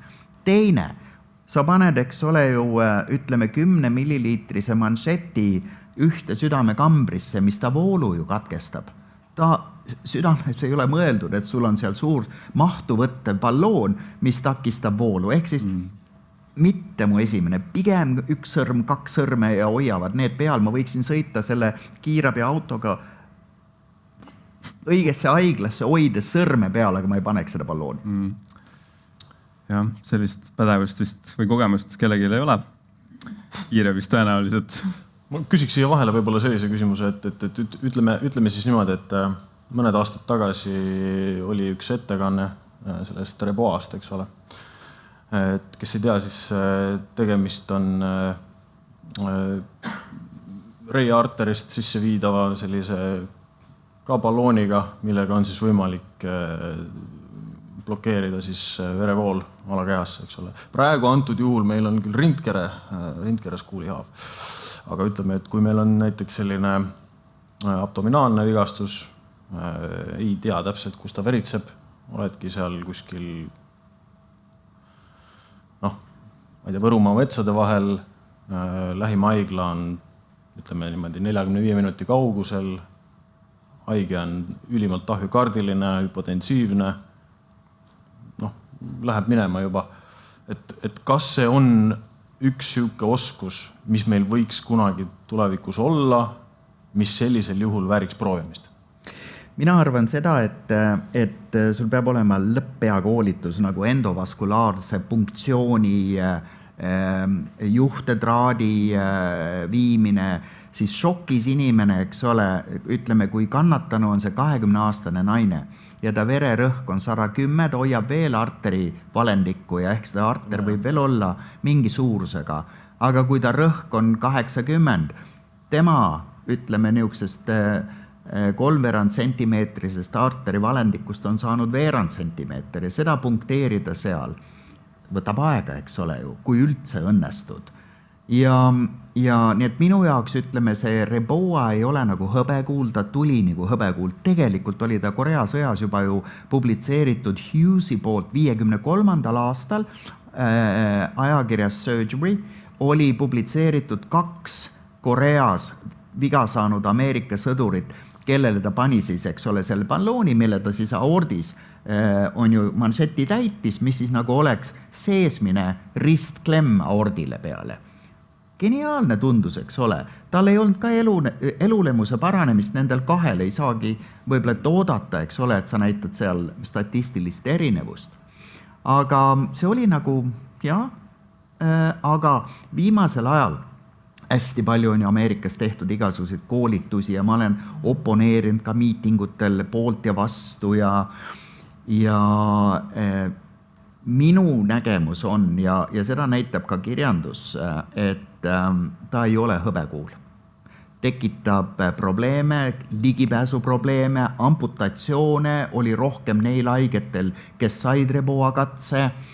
Ma olen ise näinud Karolinskas ühte tüdrukut, kes jäi bussi alla, kukkus libedas linnabussi alla 2 jämedat ratast üle vaagna ja tema sai ja pärast amputeerisime ta parema jala, sest tal oli pikka aega oli ja siis ei olnud enam veel neid superhäid primetime, nagu praegu on need kallid mitme 1000 eurosed Reboad. Kokku võttes ma ütleksin, et Reboale selektiivne kasutus, mulle kui traumakirurgile, ütleme, kui ma olen opitoas ja ma näen üleval mao taga nihukest, tead sa, pulseerivat asja, eks ole, kus mul on alternatiiv on panna rindkeres klemm aordile peale või sukelduda sinna. Lõpp-pea oleks, kui Reboa läheks ülesse ja annab mulle mini-invasiivse klemmi aordile. Nii et selektiivselt ma arvan seal võsas, perifeerias, ilma nagu ütleme supertreeninguta. Läheb keeruliseks. Keeruline. Jah. Me nüüd vestlesime nii pikalt, et selle aja peale oleks muidugi Reanimobiil kohale jõudnud tõenäoliselt, aga tegelikult publik suure enamusega otsustas, et teeme scoop and run'i. Ja ma arvan, et me juba oleme haigla poole teel, juba oleme sõitnud. Tulles võib-olla korraks selle Reboa juurde, siis ma ütleme, olles nagu selle võib-olla poolt argument, ma usun, et tänapäevase demo ja anestesioloogid endovaskulaarse punktsiooni kogemus tänu ultrahelile ja võib-olla ultrahelli mobiilsusele on läinud väga-väga heaks. Aga seal kindlasti on nagu niuke diskussiooni koht ja see on nagu põnev teema. Aga me peame kahjuks edasi liikuma ja sõidame siis... Oota, ma küsin vahepeal, et Reanimobiil on meil appi tulemas. Joo, me sõidame vastu neile. Ega me haiget ümber ei tõsta ju. No see on küsimus. Kas me tõstame? Mina ei tõstaks, ma tõstaks pigem brigaadi ümber. Tõstame brigaadijuhi kõrgema jõu meie autosse. Just. Ja kui keegi jääb sealt üle ja ei mahu, siis sealt minema. Et me ei hakkaks ka selle peale tee peale aega raiskama sellega, et olenevalt, ma ei tea, mis see täna ilm oli siin, paar kraadi miinust maanteel ümber tõsta, mõttetu aja kulub. Inimese ümber tõstmine ja mõne kohvri või mõne biotäie ravimitega ümber tõstmine palju kiirem. Kes meist brigaadist siis autost välja läheb? Valikute küsimus. Ainukene kirurg. Minust on kõige vähem abis. Et lihtsalt teise auto peale. Jaa, kiirema auto peale, ma ootan haiglat. See on valmis kõik. Saad juba riided selga panna. Täpselt. Tavaliselt muidugi Peep Reanimobiil on aeglasem, kuna see on suurem auto, siis et see võib-olla tahad ikkagi meie auto peale olla. Ma jään. Et tõmbame kõik õhud sisse ja oleme rohkem koos. Jah. Ja me jõuame siis EMO-sse. Ja EMO-sse jõudes on patsient neuroloogiline staatus on halvenenud. Glasgow, mis oli enne, oli 12, 13, 14, on nüüd 9. Tehakse kiiresti EFA-st, kus kahtlus on siis ulatuslikule hemotooraksile. Seesama vasak pool, kus meil on nõeltoorakut synteesi tegime. Kõhus vabavedelikku ei ole ja perikardi effusiooni ka ei ole, ehk siis tamponaadi kahtlust ei jää. Peep, mis me edasi teeme? Ja päris 100% ei usalda, et tal ei ole südamevigastust. Selle jutu peale on üks, ütleme, aga see on suhteliselt harva, et kuulihaav südamesse üldse elab üle. Ehk siis ta on juba, nagu ma ei usu seda. Noahoop südamesse veel need mõned teadsa, kes peaksid preestriks saama pärast seda õnnetust, aga kuulihaav üldiselt universaalselt fataalne. Ehk siis ma arvan, et tal ei ole südamevigastust, aga mingi tangentsiaalne väike vigastus võib olla. Nii et ütleme, et südame pärast ma väga ei pelga küll, aga ma tahaksin teada, mis on missiilitrakt. Sellepärast me paneme, eks ole, kui me teeme esimese röntgenpilli. Fast on võimalik teha, ma näen, et perikardis ei ole vedelikku, super hea, vasakus rindkeres on vedelikku. Mul võib tekkida, loomulikult arvatavasti on see kopsuvigastus. Ehk siis pleuradreen läheb, mul läheb üks elektrood läheb selle augu peale ja ma otsin kiiresti pööran haiget, kui me teeme esmast läbivaatust, kus on teine auk. Kui teist auku ei ole, peab olema kuul pardel. Ja kui on 2 auku, eks ole, siis on arvatavasti läbi ja läbi.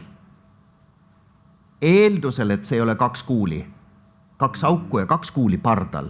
Ehk siis kõiki neid, ütleme, missiili trakte on vaja absoluutselt kõiki jälgida, sest et kui sa tead trakti, see sisuliselt annab sulle vigastuste identifikatsiooni, mis on tee peal, mis veresooned ja nii edasi. Kui ma näen ühte auku siin ja ma näen teist auku siin, siis ma tean, üldiselt liigub ju kuul, eks ole, otse, aga ta võib teha 100 nippi, ta võib põrgata ja nii edasi. Üldiselt läheb ta enam-vähem otse, siis ma tean, et tal on kopsuvärat on võimalik ja kops, eks ole, aga muud nagu suurt asja teel ei ole. Kui tal oleks teine auk, oleks siin pool, siis on võimalik ju transmediastinaalne, kus elavad väga olulised organid. ehk siis need on mu mõtted, ma üritan loomulikult, kui ta hingamistee vajab toetust, mis ma arvan, et nüüd võib-olla et vajab, saab intubeeritud, satukas külge, korralikud veeniteed ja mina tahan saada fasti pluss röntgenpiltis. Ma saan enam-vähem missiilitrakti teada. Ja siis ma vaatan korraks, mis ta teeb, kas ta on vastaja, kui meil läheb täisveri. MTP, eks ole, ütleme Tartus, meil on PERHis ka täisverd olemas, esimene doos, teine doos läheb ära, ma vaatan, mis värve ta näitab. Kes ta on? Kas ta on responder, rõhk tõusis, paraneb, või ta korraks tõusis rõhk ja hakkab jälle alla tulema, see on partial responder, ehk siis vahepeal nagu vastab, ehk siis ta jätkab veritsemist, või ta absoluutselt ei vasta. See natukene nagu sätib, mida me nüüd edasi teeme, kas me hakkame mingisugust piltdiagnostikat tegema või me kihutame üles lõikustuppa. Nii, ja siis tulles selle plaani juurde, Peep, sa paned pleuratreeni vasakule poole. Vasakust pleurateenist tuleb kohe 600-700 millilitrit helepunast verd. Ta on intubeeritud narkoosis, aga ta on tahükardiline, südamesagedus on 130 ja ta on hüpotensiivne, süstoolne 80, diastoolne 66. Ja nüüd tuleb kolmas küsimus teile. Ma kohe teen selle lahti. Nii, võtke jälle siis slaido välja. Ja kolmas küsimus ongi siis see. Pleurateenist 600-700 millilitrit helepunast verd, tahükardiline, hüpotensiivne, intubeeritud. Mis me teeme? Esimene variant, lähme patsiendiga kompuutrisse. Viime patsiendi intensiivravi osakonda stabiliseerimiseks, on teine variant. Kolmas on, lähme operatsioonisaali. Ja neljas variant on, teeme EMO REM-saalis torakotoomia. Tundub, et kompuutrisse keegi ei taha minna keegi kompuutrisse, vabandust. Ma just tahtsin öelda, et keegi ei taha kompuutrisse minna, aga... Diagnoosi mul peab ju. Jaa, võib-olla on üks radioloog on meil ikkagi publikus. Aga intensiivi ei taha keegi viia. Mis on väga tore muidugi. Siin täna ju räägiti sellest, et intensiivis nad võõrutavad pigem deliriumitest ja kõigest muust. Praegu oleks vaja enne terveks teha. Jah. Nii, see on nüüd tasavägisem. Praegu on niimoodi, et 4% läheks kompuutrisse. Intensiivi keegi ei lähe. Hans tegi siis hea ettekande. Midagi ei meelde. Ja operatsioonisaali 63% ja teeme EMO REM-saalis torakotoomia on 33%. Nii, vaatame, praegu on 57 vastajat. Kas keegi on veel vastamata? Kas tulevad veel kõik vastused ilust ära? Nii. Ja tundub, et praegu paneme siis lukku, kuna meil kell jookseb ka peale. Lähme operatsioonisaali 64%. Nii et me võtame siis selle tee. Anestesioloog on juba teavitatud. Me alustasime massiivse transfusiooni protokolliga juba EMO-s. Veretooted lähevad siis opisaali edasi, anname selle info edasi ja liigume patsiendiga opitoa suunas ning jõuame patsiendiga lifti, kus ta annab südameseiskuse. Kes keegi tahab kompressioone tegema hakata? Kas me liftiga sõidame juba ka? Me liftiga sõidame, jah. Me oleme juba... Hakkame tegema südamemassaaži ja liigume siis edasi opitoa suunas. Peep, mis mõtted sul seal liftis tekivad? Võib öelda, et me võib-olla oleme teinud kalkulatsiooni vea kuskil, eks ole, et me hakkasime minema. Kui pikk on teekond operatsioonini Eestimaa optimaalses traumakeskuses? Kindlasti on 15 minutit lõikini. Kindla peale, kui mitte rohkem. Enne kui sa pakid, jõuad kõik inimesed lifti sisse, ülesse, sealt edasi. Opitoas keegi hüüab kedagi, eks ole. See võtab aega. Ja see on sinu nüüd pragmaatiline otsus. Sa vaatad talle otsa seal EMO-s ja küsid, et kas ma teen seda siin või seal. Ja see sõltub natuke, kui temal tuli 600 välja, eks ole, 600 millilitrit verd välja. ATLS ütleb 1500 paugust ja siis jätkab, eks ole, veritsemist. Ja see 600 on poole vähem aga kui ta on hüpotensiivne, šokis, jumala eest, absoluutselt. Mitu uuringut on, mis ütlevad tegelikult, et see 1500 on oodata liiga palju ja eriti haigel, kes on šokis. Ehk siis unustage see 1500 ära, kui haige on šokis. Nüüd, kas me andsime talle autotransfusiooni, see veri, mis tuli? Kas talle see meeldis? Me andsime, see on võib-olla asi ka, mida võib-olla lahti seletada, et mis asi see on, et siis kõik teavad, et võib-olla kõik ei ole sellega kursis. Ja, et meil on süsteemid olemas erinevatel maadel, erinevad. PERHis on redax-süsteem, eks ole, ehk siis see veri, mis tuleb rindkerest välja, kui sa pleuradreeni paned, kogutakse, jookseb siis pleurasüsteemi ja seal on võimalik ta välja tuua ühte teise nõusse ja selle anda siis veri, oma veri tagasi. Soe veri, täisveri, enda veri. See on tõesti hõbekuul. See on väga hea elustamisvedelik. Nii et igale ühele nii palju kui võimalik on. Isegi siis, kui see veri võib olla kontamineeritud. Lahe uuring oli Lõuna-Aafrikast, kus oli kuulihaavad kõhtu ja nad randomiseerisid patsiente verepanga produktid versus Cell-Saverist läbi lastud kõhukoopast võetud veri, kus oli paljudel oli jämesoole vigastus. Ja tüsistuste vahet intrahospitaalsel ajal ei olnud. Ei olnud septilisi tüsistusi rohkem neil, kes said, ütleme, natuke ka jämesoole floorat, eks ole, intravenoosselt tagasi. Ehk siis Cell-Saver tundus olema efektiivne, oma veri super hea. Seda ma oleks teinud ja kui ta siis, eks ole, hakkab nagu stabiliseerima, ma valiksin lõikuskohaks opidoa, sest et EMO-lõikus on traumaatiline lõikus. Meil ei ole valgust, meil on vähe instrumente, on rapsimine. Ehk siis, kui ma ise tahaksin, kui ma võiksin küsida, opereerige mind opidoas, kui ma sinna elan. Kui mu rõhk on 60, ma annan veel ühe poti verd, ikka 60, ma ei saa kuhugi minna. Seda sureb tee peal ära ja nii oligi, liftis sai seiskuse. Ja, aga nüüd me läheme edasi, nüüd me oleme liftis, kiiresti jookseme siis operatsioonisaali. Mis edasine käsitlus on? Kohene, hüüa ette, et elustav torakatoomia, see on anterolateraalne, vasakpoolne elustav torakotoomia. Tal on hingamistee rajatud, tal on veenitee rajatud, MTP või vereproduktid lähevad juba, eks ole, ja lõige tuleb vasak anterolateraalne torakotoomia. Ja veri välja, eks ole, nii palju kui võimalik, ja otsid siis seda vigastuse kohta. Kui sa näed, et see on kops, kus kohas kuulitrakt läheb läbi kopsu värati, klemm peale. Ja siis on, kui ta tundub olema tühi, siis on võimalik, eks ole, sa avad perikardikoti ja hakkad elustama ja aordiklem peale. Need oleksid need asjad, mis mina teeksin. Kas sa tahad ka paremale poole pleuradreeni?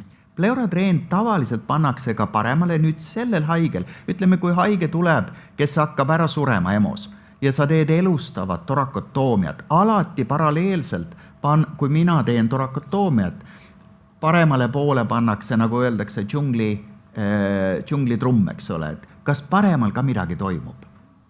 Kas toimub? Kui mina ei leia surmapõhjust vasakul rindkeres, ma tahan kohe vaatan üle, kas sealt tuleb midagi ja kui parem poolt treenist tuleb verd, siis ma lähen kohe üle sternumi ja tuleb, eks ole, ju merekarbi torakotoomia. Väga hästi ja aeg on meil nii kiiresti liikunud, et me peamegi kahjuks sellel hetkel lõpetama. Et torakotoomia tehti, verejooksu koht leiti, klemm peale ja Peep, hea töö. Järgmine patsient päästetud. Läks käima? Jah, läks käima. Super. Muidugi. Super. Nii lihtne ongi. Pole mingit probleemi. Ja, aga see ei ole mina, see on teie ju tead, see kõik, see on meeskonnatöö. Mis on nüüd? Siin on tulnud ka väga hea küsimus vahepeal publikult. Küsimus on siis, et kuhu laps jäi? Et ainukene kiirabi sõidab minema, ootamata teist brigaadi ja et kas me peaksime ka last otsima jääma? Politsei on kohal ju. Et las politsei otsib? Me sõidame minema. Teine asi on see, kas see laps üldse oli seal. Jah. Praegu tuli siis nagu kiirreageerijatelt info, et last ei olnud. aga ta viis muidugi ka minema joosta. Võib-olla läks naabrite juurde. Isa hakkas laskma, jooksis minema. Ei ole välistatud. Ja siis tuli üks küsimus veel, et kas te haiglas panete kuulihaavade ja kuuli teekonna paremaks visualiseerimiseks piltdiagnostikas haavade juurde ka mingi metallist asja, näiteks kirjaklambri? Ma ütlesin enne elektroodil, südame elektroodil, mis sa paned teibiga külge, seal on ju metall peal. Super hea. Üks siia, teine sinna, kus on teine auk. Nii palju kui on auke, paned sa igale poole metalli elektroodi peale ja su röntgenpildil hakkavad või kompuutris hakkavad sul traktid tulema, eks ole. Muidu sa näed ju ka kompuutris päris kenasti rindkeres, sa võid rahulikult jälgida kuulimissiili trakti. Aga kui sul on metall peal, see tekib nagu täisloogika. Alati. Väga hästi. Kui kellegil praegu siin rohkem küsimusi ei tule, siis hea töö. Ja suur aitäh tulemast. Ja aitäh, et kuulasite tänast podcasti nii kõik, kes siin kohapeal on, kes veebiteel, kes kuulavad 2 kuu pärast, nii video või siis audiokujul, et ma arvan, et see on nii lai teema, mida 1,5 tunni siis ära mahutada on pea võimatu. Meil oli teemasid, mida me arutasime selleks podcastiks ette valmistades, mida me täna kahjuks ei jõudnud käsitleda. Aga see on nii suur ja lai teema, aga ma arvan, et põhiasjad said kaetud. Ma arvan, et alguses tuli väga hästi sõnum ohutus, mida te kõik vastasite täpselt samamoodi. Varjusime, ootasime kiirreageerijaid. Ja teine võib olla koostöö, kiirreageerijate, kiirabi, pääste, politsei, välijuhid, nii kiirabi, politsei, välijuhid. Et see meeskond ja see abi samamoodi reanimobiili käest abi küsida. Ja kolmas punkt on võib-olla, et loodetavasti Peep on valves. Nihuke meeskond on valves, et mind ei pea valves olema. Mul on 10 meeskond, kes kõik on võimelised seda ravi andma. Kõik on Peebu poolt välja koolitatud, nii et saab tuua ja... Ma tahtsin sulle tegelikult veel lisada seda, et kui sa ütled, et see teema on lai, et tegelikult meil oli Otiga hästi palju häid ideid, mida sa ei lubanud meil kasutada siin, nii et... Lemmo niimoodi siis siia lõppu. Ma just proovisin jätta nagu positiivset muljet, tänan teid ja... Ei, küsimuse mõte oli tegelikult see või mitte selle väikese sõbraliku torke mõte, et seda asja peaks minema veel laiemaks ja pikemaks. Ühel hetkel, et sellele tuleb sulle uus järg. Et sa tahad ennast kutsuda teise ossa juba? Vaikselt. Ei, ma ei tahtnud ennast kutsuda, sa kutsud kedagi teist. See enam ei taha tulla pärast seda kogemust. Ei, me võime tulla, aga keegi veel parem. Jaa. See ei ole võimalik. Juhtimine. Siin on palju selliseid asju veel tegelikult, mida, aga alguseks on see super. Ja eks me teeme kindlasti ka konspekt antud teemal, nii et me saame seal olla ka natukene laiemad ja võib-olla siis kirjutada ka teemadest, mida me siis seekord ei jõudnud kajastada, näiteks. Absoluutselt. Ja tõesti, et meil on olnud suur au ja rõõm jagada seda erilist päeva. Need ettekanded olid väga head ja suur aitäh kõikidele esinejatele. Ma ei oleks kuidagigi suutnud ette kujutada paremat ja põnevat päeva, nii et teeme ühe suure aplausi veel kõikidele esinejatele, kes täna siin olid.